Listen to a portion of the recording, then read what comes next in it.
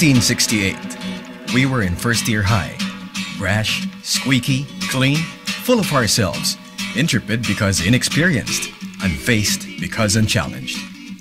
And in just 4 years, something happened which transformed us forever. This something was the world, and understandably enough, the Ateneo.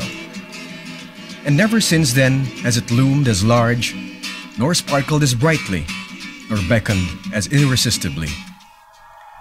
The passive resistance of the middle 60s had now ripened into open dissension. Quiet protest had now matured into ideological radicalism. Molotov cocktails became the symbol of dissent. The city walls that were marred with the names of street gangs now bled radical slogans against government. The undeclared battle between the youth and establishment grew into a full-scale war.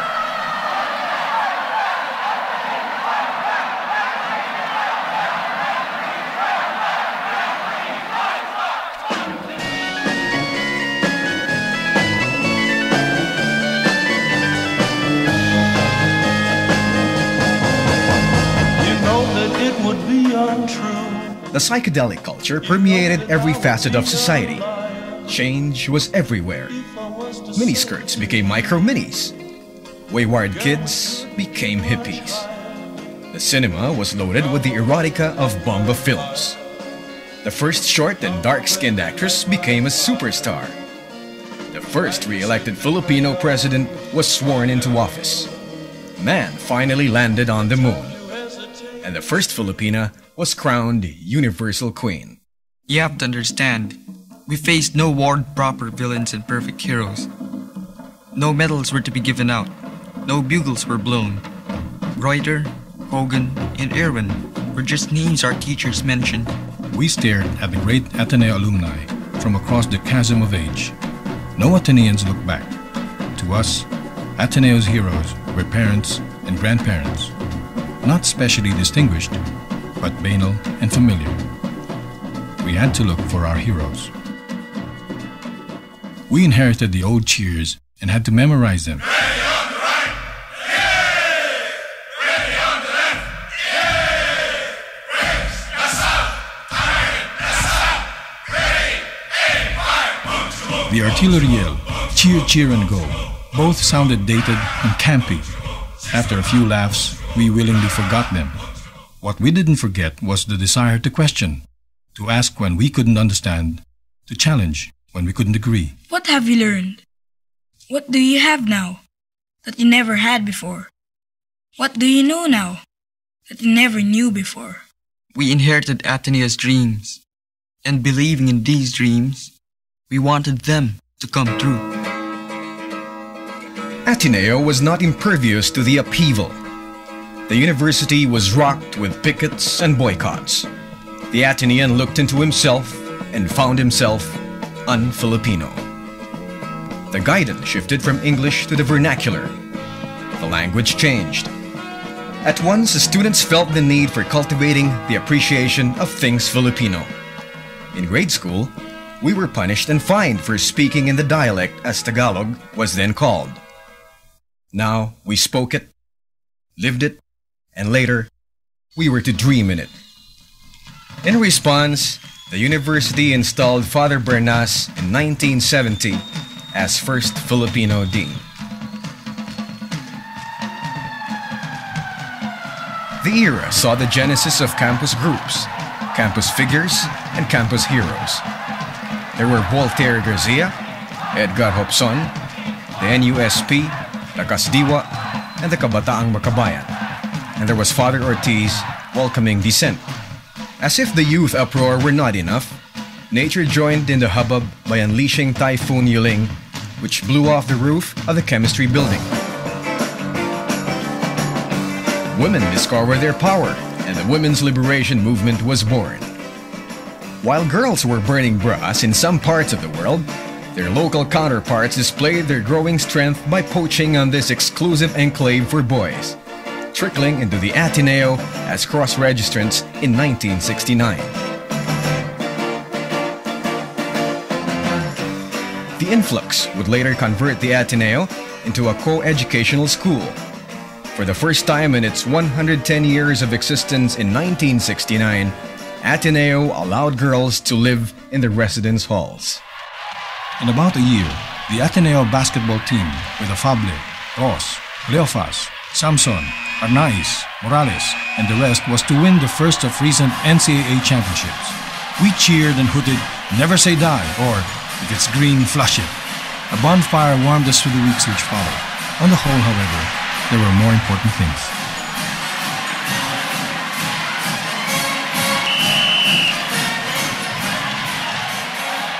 The youth woke up and decided to shake the world awake. Or was it the other way around? Everywhere, there was a naive, intense questioning of values and mores. Hair grew. Trousers flared and faded into rugged blue. Wow, pare. Haircut and dress rules were abolished. And all around, music exploded.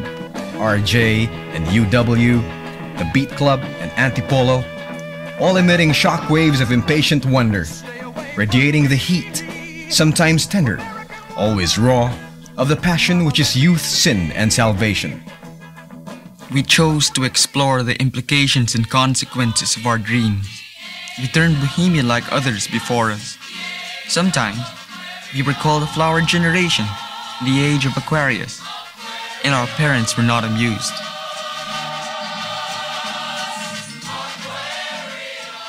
The world crawled over the sturdy walls of Katipunan. From Barangka, of the valley behind us, rose the sounds of pain and lack. Even the bohemian in us sat up and kept quiet. An old prayer found on the cover of our old and blue grade school notebooks returned.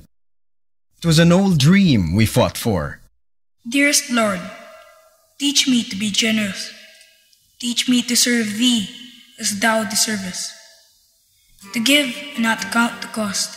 To fight and not to heed the wounds. To toil and not to seek for rest. To labor and not to ask for reward. Save that of knowing I am doing Thy will. Amen. It's not time to make a change. And, like foolish children, we tried to make this dream come true. Each in his own way. But all our ways drew us out of the Ateneo. Out of the old corridors of slanting sunlight. Out of the spell of books kindly and gold-edged into who now knows where. Into Utopia and Nirvana. Into Ayala and Mendiola. Into the mountains. Into the inner cities of Tondo. We left the safe and changing world of Euclid and Plato and headed straight for misunderstanding and confrontation. Once more, our parents were not amused. For us, they seemed not to understand. Today, we see that maybe we didn't either. To speak of the late 60s and the early 70s as a period of turmoil has become cliché now. Likewise is denouncing it as those perilous times which endangered the life of the nation. Perilous times? Yes, but growth is always dangerous. True, activism and agitation for a new nation infected the previously pristine and aloof ivory towers of the universities. True, the nonconformity of the flower children jangled the nerves of parents and administrators alike. But it certainly wasn't a cliché for us then. For just as certainly, the only permanent thing in life is change. We believed in love and peace. We believed in justice and brotherhood. And sincerely, we believed that no one else did. After having abolished the haircut rule, after class nights were disallowed forever because of so many goings-on, after boycotts and marches and teach-ins and parties where no one danced, after long lunch hours where the air was sweet with smoke and friends would flit from classroom to classroom, jamming and playing Chethrutil or Crosby, Stills and Nash, after Sausawan and Child of Morning, our high school graduation ceremonies had to be different.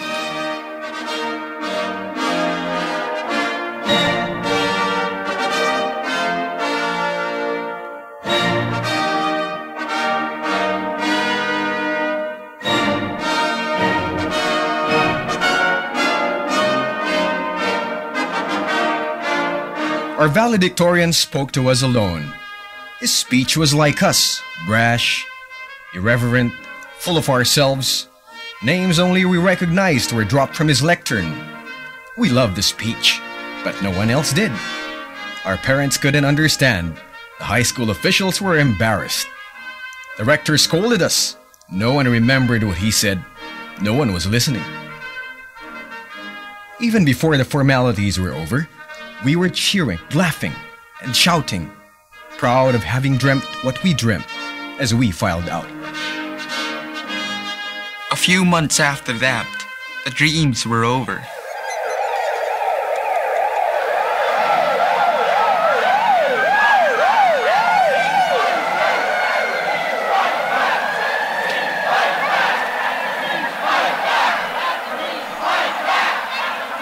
"1972 shall be remembered as the end of one era and the beginning of another.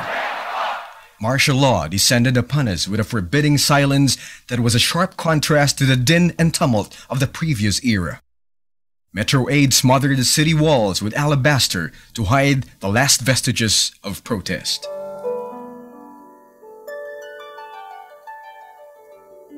Almost everything in society retracted. Almost everything charted a course opposite its previous direction. Ateneo retracted from its radicalism but dwelt on the more immediate issue of Filipinization. A new Filipino department was created. Stage plays were mounted in Filipino. Filipino lost the stigma that it earned in the 50s.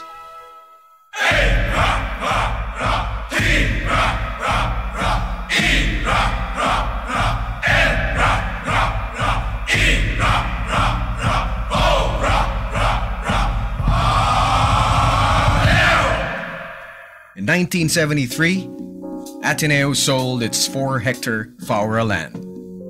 The country indulged in festivities of a grand scale. The Miss Universe pageant, the Thrilla in Manila, the Van Cliburn concerts. Ateneo was not without its similar frivolities. There was a search for Binibining Ateneo, a campus quest for the female Atenean pulchritude and talent. It was 1973. We found the gates closed to our past. It was time to begin all over again. We were handed a totally new world.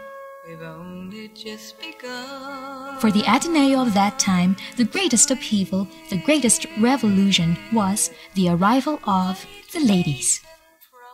Discussions and convocations, some formal, some totally unplanned, were held under the trees or inside the auditorium by the last exclusive generation of male Ateneans. Some would ask, what about tradition? What about our reputation? What about the distractions? As in many issues during that time, the student had little say in the matter. Registration week henceforth would open to skirts and trousers, to pinks and blues. Girls from SDC, Marinol, St. Skull, Philippine Science, Assumption, UP, started to tiptoe through the once sacred corridors of masculine excellence. There were beauty queens and brains, social butterflies, and hardened activists. Ikaw ang Miss Universe ng buhay ko.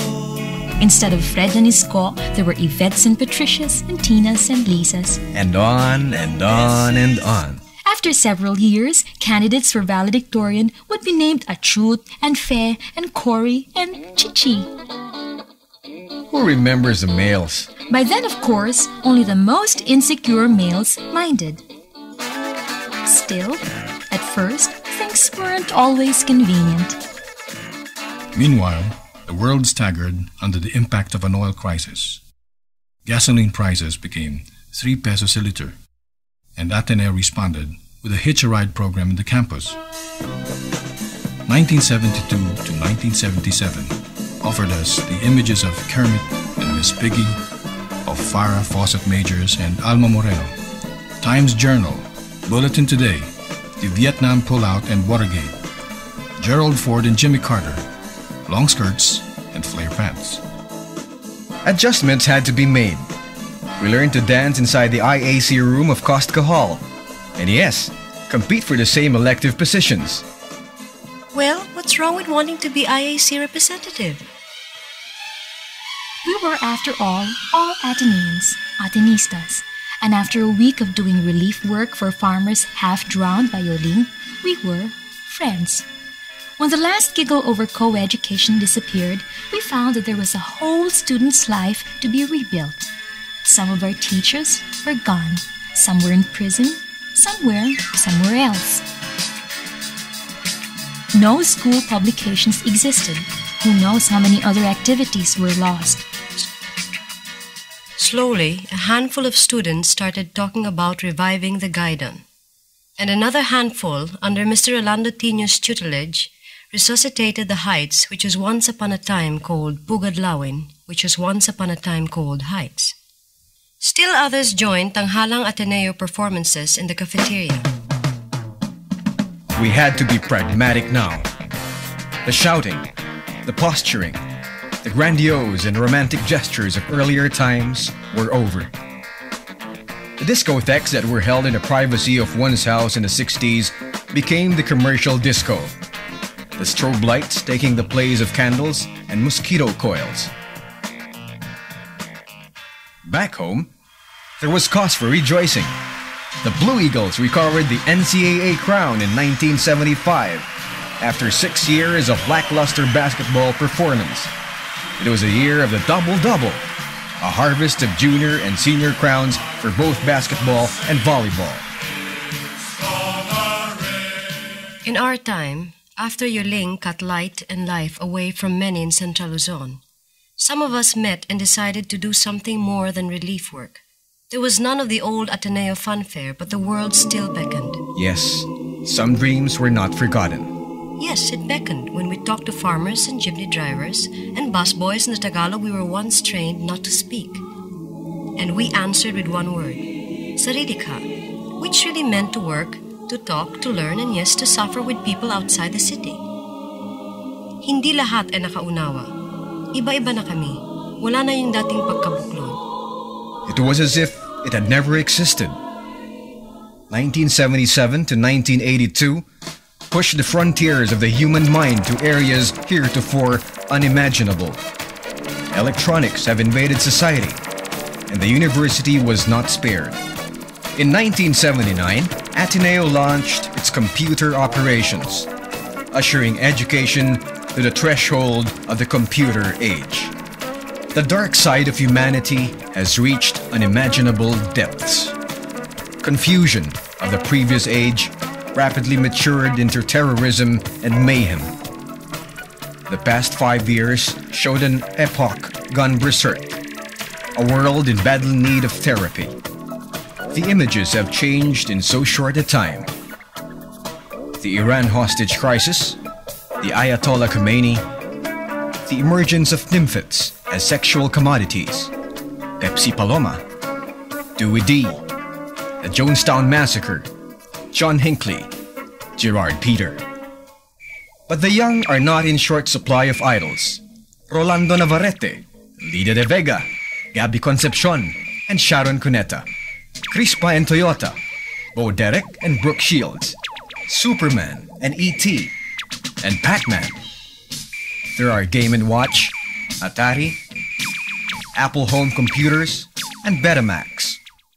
In this present world, so different from what we used to know, how much of the old Ateneo remains?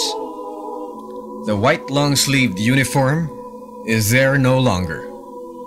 Students come to class in t-shirts, blue jeans, and rubber shoes, or any outfit they fancy. A residue of the freedom fought for in the late 60s. The sight of a woman no longer excites the Ateneans the way it used to in our days. The Arneo accent is dead. The Christmas package drive has ceased. The Sanctuary Society is gone. We have left the NCAA to join UAAP, and some old familiar faces are gone. Father Eliazo, Father Irwin, Father Culligan, Father Dowd, and Father De La Costa.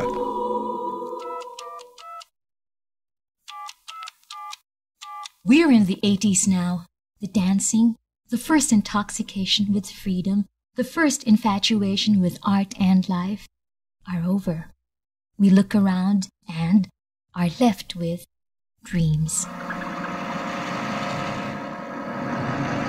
Each generation creates its own memories. We go back to the Ateneo, not expecting much of the past preserved and repeated in time, but to realize how much change made it worthy of sweet recollection.